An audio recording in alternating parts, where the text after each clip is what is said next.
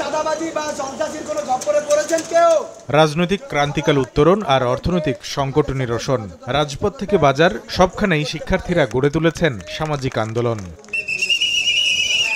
এরই অংশ হিসেবে বৃহস্পতিবার সন্ধ্যার পর একটি বেসরকারি বিশ্ববিদ্যালয়ের ছাত্রছাত্রীরা আসেন রাজধানীর কারওয়ান বাজারে। চাঁদাবাজির বিরুদ্ধে সচেতনতা বৃদ্ধিতে কাজ করেন তারা। তাদের এমন উদ্যোগে বিক্রেতারা জানান স্বস্তির কথা।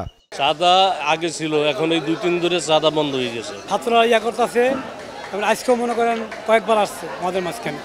আমরা শান্তিতে দ্বন্দ্ব করবো, এখন আমাদের মাল আমরা কম ব্যস্ত আছি। আগে সিটি কর্পোরেশন চাঁদা নিছে, পুলিশের চাঁদা দিতে হয়েছে, আবার ফুড ভাড়া দিতে হয়েছে, মানে সব মিলে বিভিন্ন খরচ দেওয়া হয়েছে। 3-4 প্রকারের ভাবে খরচ দেওয়া হয়েছে। এখন ছাত্র সমাজ যেভাবে বলতেছে এভাবে যদি আমাদের সমাজটা এভাবে চলে বা আমাদের ফুড চলে, তাহলে আমাদের সাধারণ মানুষের জন্য অনেক উপকার হবে। সুন্দর করে গাড়ি আসে, আমরা মাল সস্তায় কিনে সস্তায় বেশি। চাঁদাবাজি বন্ধের ইতিবাচক প্রভাব পণ্যমূল্যে পড়তে শুরু করেছে বলে জানান ক্রেতারা। সাধুবাদ জানাই এদেরকে, এদের জন্য আমরা টিকে রয়েছি, নাহলে টিকতে পারতাম না। বাজারে আগে তো একটা সিন্ডিকেট ছিল, এই সিন্ডিকেটটা এখন নাই। এখন যেভাবে ছাত্ররা করতেছে এভাবে হলে সবার জন্য ভালো। এ সময় দাম সহনীয় রাখতে ক্রেতা বিক্রেতাদের সব ধরনের সহযোগিতা করার আশ্বাস দেন শিক্ষার্থীরা। আমরা তাদেরকে আমাদের নাম্বার, তারপর সেনাবাহিনী ভাইদের নাম্বার তাদেরকে দিয়ে সাহায্য করার জন্য চেষ্টা করছি, আর মনিটরিং করছি যে কোথাও কখনো চাঁদাবাজি হচ্ছে কিনা বা তাদের ফুড দখলের জন্য সন্ত্রাস, চাঁদাবাজি এরকম কোনো কিছু হচ্ছে কিনা সেটার জন্য মনিটরিং করা হচ্ছে। অন্তর্বর্তী সরকারও সিন্ডিকেটবিহীন বাজার কাঠামো গড়ে তুলতে বিশেষ নজর দিবে বলে প্রত্যাশা করেন